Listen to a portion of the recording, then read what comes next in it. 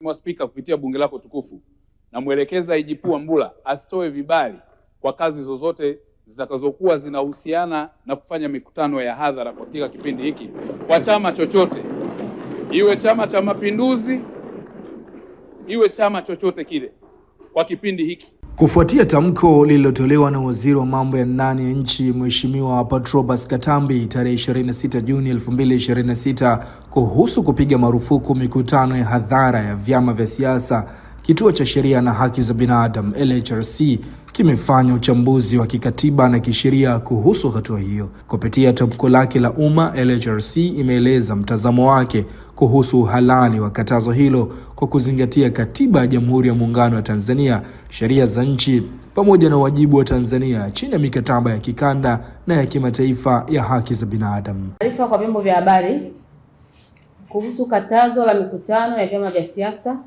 lililotolewa na Waziri wa Mambo ya Ndani wa Nchi kuwa ni kinyume cha katiba, sheria na mikataba ya kimataifa na linahatarisha haki za binadamu na utawala wa sheria.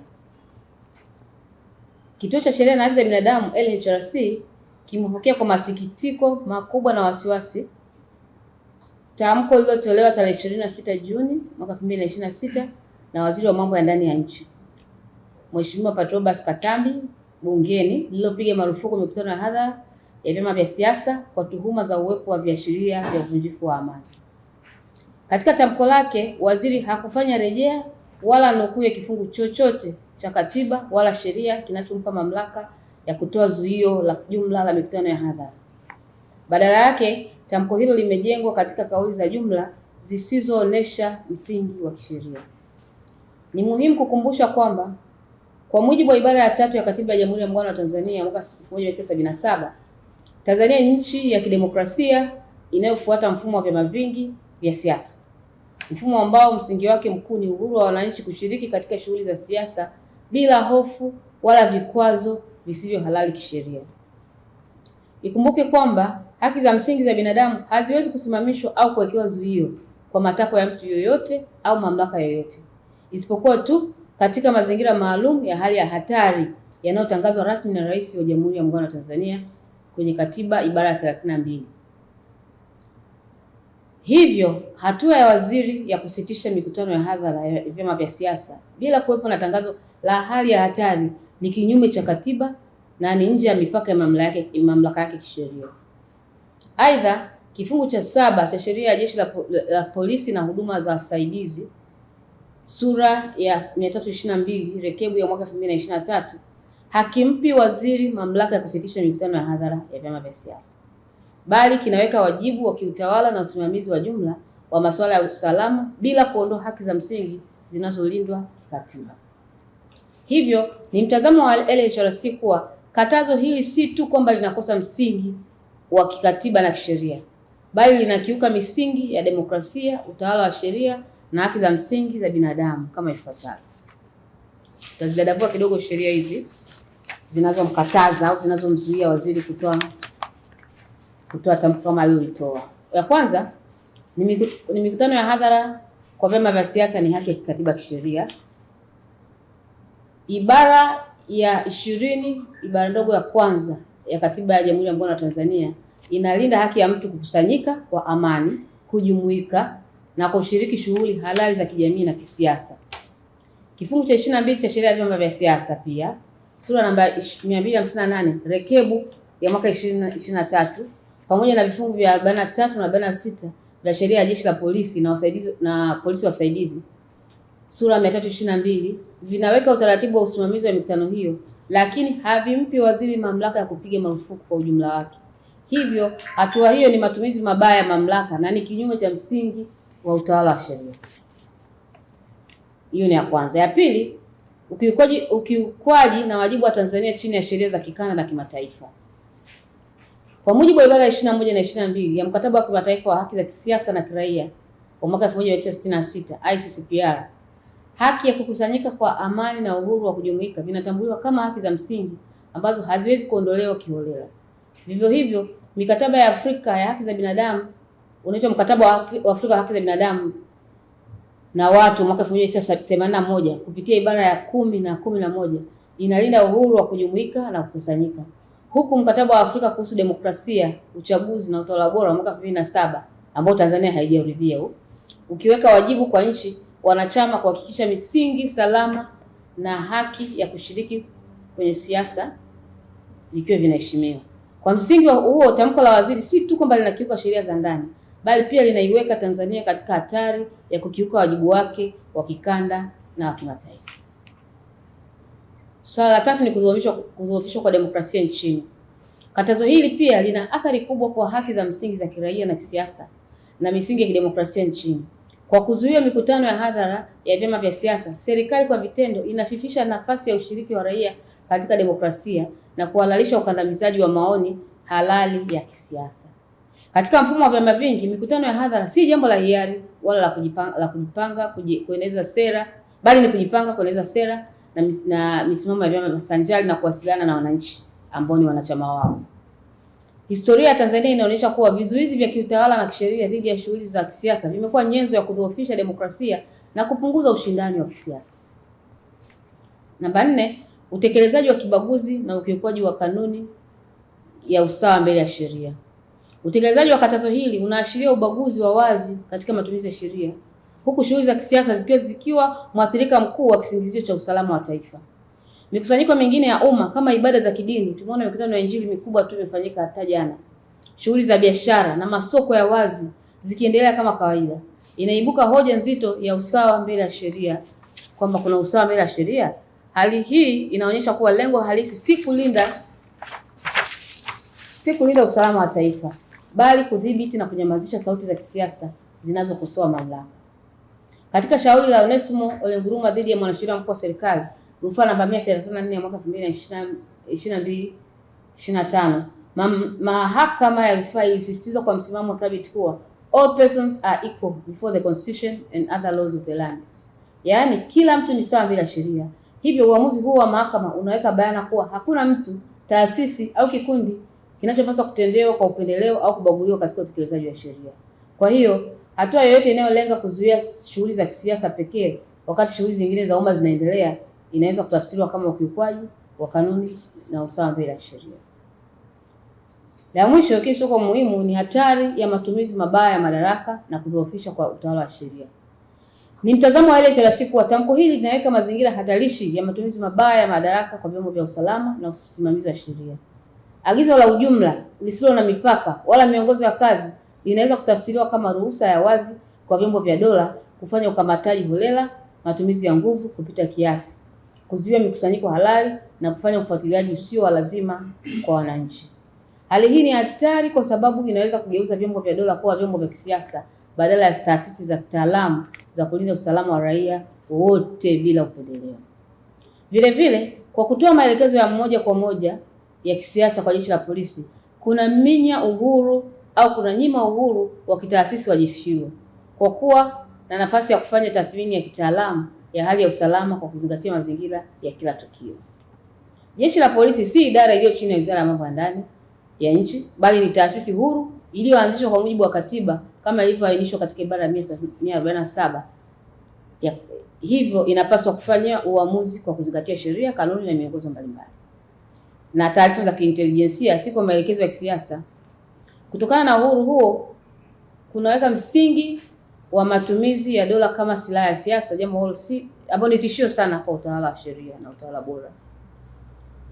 Wito sasa wa LHRC baada ya uchambuzi wetu ni kwamba kwa msingi huo LHRC haiungi mkono katazo hilo la mikutano. Tunalipinga kabisa, kwani ni kinyume cha katiba, sheria za nchi na mikataba ya kimataifa ya haki za binadamu. Wito wetu, kama ambavyo taasisi zingine zimetoa pia wito wa kuikataa tamko hili, ni kwamba tunatoa wito kwa Waziri wa Mambo ya Ndani, Mheshimiwa Patrobas Katambi, kuliondoa mara moja tamko hilo, kwani linakiuka katiba ya nchi, sheria, mikataba ya kikanda na kimataifa ya haki za binadamu na linahatarisha ulinzi wa haki za binadamu na utawala wa sheria nchini. La pili, vyombo vya usalama hususan jeshi la polisi kutekeleza wajibu wake kwa kuzingatia sheria, weledi na misingi ya haki za binadamu bila kufuata maelekezo yoyote ya kisiasa yasiyokuwa na msingi wa kisheria. Na tatu, LHRC inaendelea kufuatilia kwa ukaribu mwenendo wa haki za binadamu nchini pamoja na madhara yanayoweza kutokea kutokana na katazo hili. LHRC haitasita kuchukua hatua stahiki za kisheria ikiwemo kufungua mashauri mahakamani dhidi ya wahusika endapo katazo hili halitafutwa. Sawa, asante. Basi nitaanza na swali la kwanza, tutajibu, lakini pia kama mkurugenzi atakuwa na jambo la kuongezea ataongezea pia hapo. Swali la kwanza lilikuwa linahusiana na namna ambavyo jeshi la polisi limeweza kupokea maelekezo kutoka kwa Mheshimiwa Waziri. Je, hawafahamu kama ni kinyume cha katiba? Kwa nchi yetu ya Tanzania, na hii imekuwa ni kama wanasema ni trend, kwamba tunayo tabia ya kuheshimu zaidi maelekezo ya viongozi wa kisiasa kuliko sheria za ndani ya nchi, hasa katiba ya nchi. Kwa utaratibu wa kisheria na kikatiba, kwa nchi yoyote ile ambayo inaheshimu utaratibu wa kikatiba, katiba ndiyo inayopaswa kuongoza kila kitu. Na ukisoma ibara ya 8 ya katiba inazungumzia mamlaka ya serikali kutoka kwa watu. Watu ndio wanaiamini serikali, wanaipatia ni kama vile wanakasimu, lakini hawamalizi mamlaka yao kwa serikali kwa ajili ya serikali kuongoza. Ni kama mkataba ambao mnapeana baina ya watu pamoja na serikali. Sasa tumekuwa tukizungumza mara nyingi kuhusiana na namna ambavyo hata katiba yetu tuliyo nayo ilivyotengenezwa. Tukumbuke kwamba katiba yetu ilitengenezwa katika mfumo wa chama kimoja.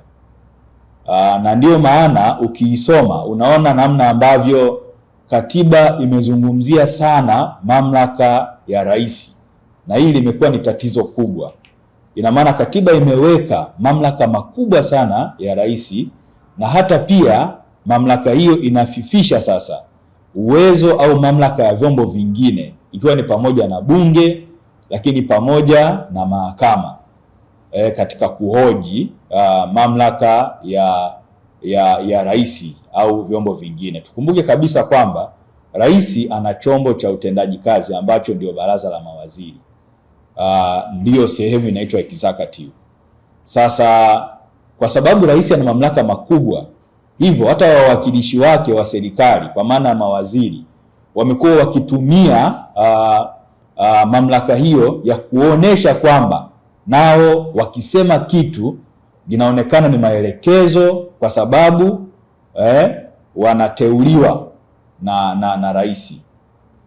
Na kwa sababu hiyo hata vyombo ambavyo vimekuwa vinatambulika kama huru kikatiba kina kisheria kama jeshi la polisi, kwa sababu ya mamlaka hizo kubwa na ule mtazamo wa kisiasa katika katiba ambao ndio sheria mama, vimekuwa na vyenyewe vikielekea katika mlengo wa kisiasa zaidi badala ya kusimamia sheria, katiba na ueledi wa utendaji wa kazi.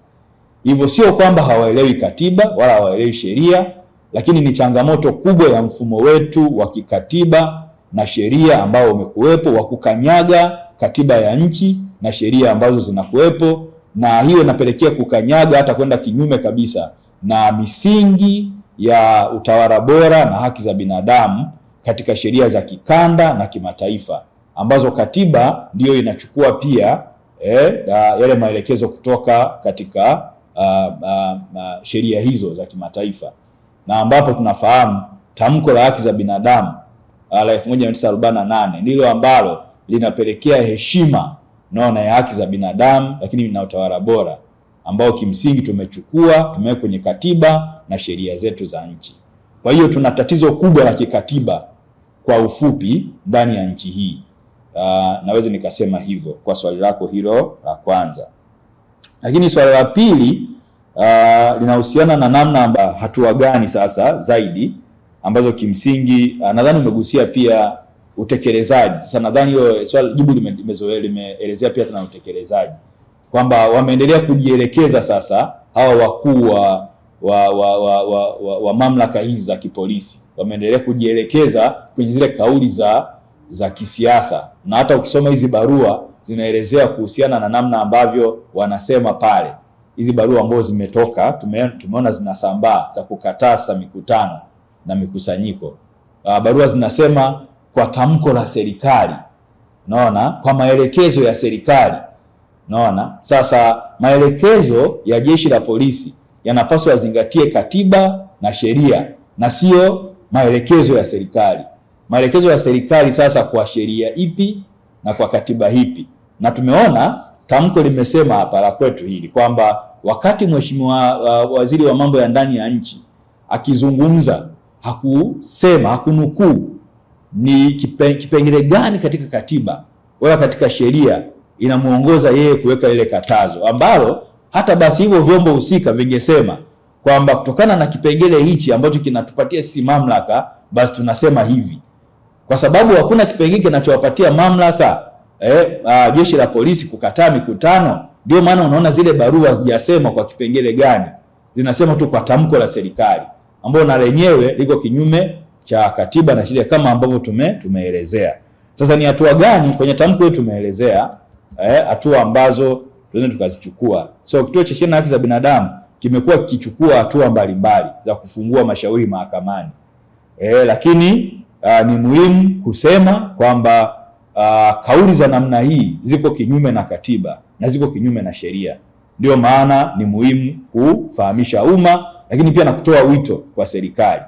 Sasa kuna taratibu nyingine ambazo tunaweza tukazichukua za kisheria kuhakikisha kwamba tunarudi katika kuzingatia sheria na utawala bora na kuzingatia katiba. Na hizi zinatokana na pia na nini? Na umuhimu sasa wa kuona namna gani ambavyo mahakama itatoa tafsiri na kusema kwamba kauli za namna hii, je, zina msingi wowote wa kisheria? Na je, wakisema viongozi namna hii bila kusema sheria yoyote ambayo inawapatia mamlaka, je, ni sahihi kikatiba na kisheria? Kwa hiyo mahakama imekuwa ikitoa tafsiri za namna hiyo na kukataa makatazo ya namna hii, na sio mara ya kwanza kwa Kituo cha Sheria na Haki za Binadamu kwenda mahakamani kuhoji kauli za namna hii. Kituo cha Sheria na Haki za Binadamu kilishawahi kwenda mahakamani.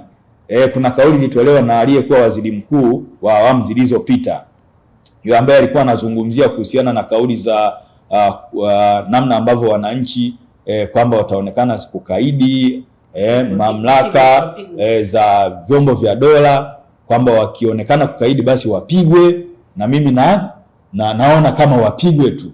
Naona LHRC ilienda mahakamani katika kutafuta haki ya wananchi na kukataa matumizi haya ya mamlaka ambayo yanakwenda kinyume cha sheria na kinyume cha katiba. Lakini swala la tatu linahusiana na namna ambavyo msajili anasimama katika hii nafasi. Msajili anasajili vyama vya siasa na pia ofisi yake ina regulate utaratibu wa namna vyama vya siasa vinavyotakiwa kufanyaje, kujiongoza. Kwa hiyo sasa pia msajili kwa nchi yetu tumeshaona mara nyingi sana ambavyo pia bahati mbaya sana amekuwa akitumika, na mimi naweza nikasema tu akitumika kisiasa, kwa sababu tumeshuhudia hata hapo nyuma barua kadhaa za kutoka kwa msajili zikiwa zinaelekezwa kwa baadhi ya vyama vya siasa kuhusiana na namna ambavyo wanafanya shughuli zao. Sasa ukweli ni kwamba kutokana na hiyo changamoto ambayo tumekuwa nayo ya kikatiba na kisheria, sina hakika sana kama msajili wa vyama vya siasa anaweza akatia neno hapa, kwa sababu pia msajili wa vyama vya siasa yuko chini ya wizara, sio wizara ya mambo ya ndani ya nchi, lakini yuko chini ya wizara. Sasa kama tayari wameshaongea mawaziri kuhusiana na hii, au waziri wa mambo ya ndani ya nchi, kwa utaratibu ambao tumekuwa nao wa kisheria na kikatiba kwa nchi yetu, ambao pia tuna changamoto kubwa, je, unategemea kwamba msajili atasema jambo lolote au naye pia ataingia katika kusema kwamba tunatekeleza kauli za serikali? Sasa labda nikuachie hiyo, ndugu mwandishi. Asante. Labda mkurugenzi mtendaji ataongezea. Miaka ya nyuma kuna kitu kama hicho kutokea tena, ni rais mwenyewe kabisa, alikuwa rais wa awamu ya 5 ambaye alikataza mikutano. Kwa tulipinga tukapinga sana tu mpaka nadhani mahakamani na kwingineko. Kwa hiyo anauliza madhara yalikuwaje? Madhara ni kwamba kwanza vyama vya upinzani, hasa vya upinzani vilishindwa kufanya kazi kwa sababu siasa inahitaji kuwakusanyisha watu, inahitaji kukaa na watu, uuze sera zako, watu kama wanakubali wachukue kadi, kama hawakutaki lakini wamesikiliza tu, usikuona alternative ya wewe na chama tawala na chama ambacho wapo. Kwa hiyo walishindwa kufanya kazi, matokeo yake vikadhoofishwa sana. Ukaona uchaguzi wa mwaka 2025 jinsi ambavyo ulikuwa kwanza 24 local government, uchaguzi wa serikali za mtaa, kukawa kuna udhaifu sana wa vyama vya upinzani, kwa kama vile nchi ina chama kimoja. Mwaka 2025 hiyo pia ndio kabisa kama uchaguzi kwamba wengine walikataa, hasa vyama, baadhi ya vyama vya upinzani vilikataa uchaguzi kwa sababu vilikuwa imeshadhoofika sana, visingeweza hata kuweka wagombea. Kwa hiyo vikashindwa kuweka wagombea kwa sababu vilikuwa havina wanachama wengi, havina ruzuku kwa sababu vilikuwa haviwakilishi bungeni. Kwa hiyo udhaifu upinzani ukawa umedhoofishwa sana. Kwa hiyo ndio kitu kikubwa ambacho kilitokea, lakini vile vile wananchi waliminywa haki ya kuchagua, ya kusema kwamba mimi nachagua kwa chama hiki, sichagui chama hiki. Na kuna wengine ambao hatuna chama chochote, lakini tunafurahia kuwasikiliza tu, tuwasikilize chama tawala, chama cha upinzani, sababu Watanzania kwa takwimu wengi sana wako kwenye vyama pia. Wengi sana wako kwenye vyama.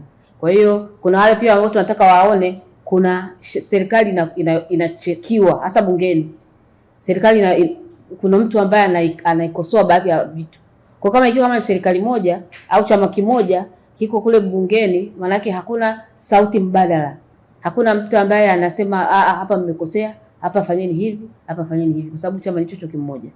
Kwa hiyo kulikuwa kuna changamoto wananchi kutojadili, kutowakilishwa vizuri kwa njia ya maoni mbadala. Pia ilikuwa ni kitu kikubwa ambacho kitokea. Kwa madhara yalikuwa ni mengi na mpaka yaliyotokea Oktoba 29 ni madhara haya kwa sababu hasira zinaendelea kujengeka. Matokeo yake watu wanaweza kuenda mtaani wakaharibu mali.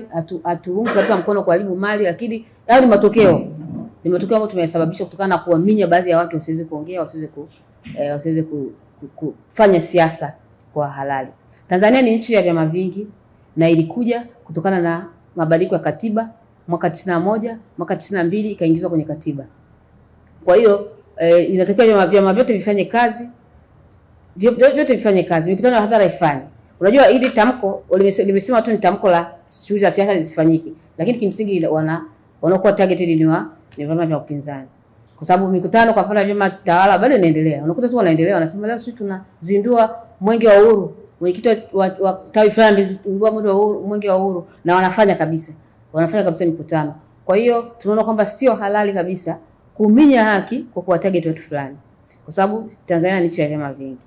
Tungetamka basi kwamba tulete referendum, tuseme tunarudi chama kimoja, ijulikane moja. Kwa hiyo kama vyama vingi basi vyama vyote vipewe haki sawa, na hiyo ni haki ya kisiasa na kiraia. Nadhani tuishie hapa. Asanteni.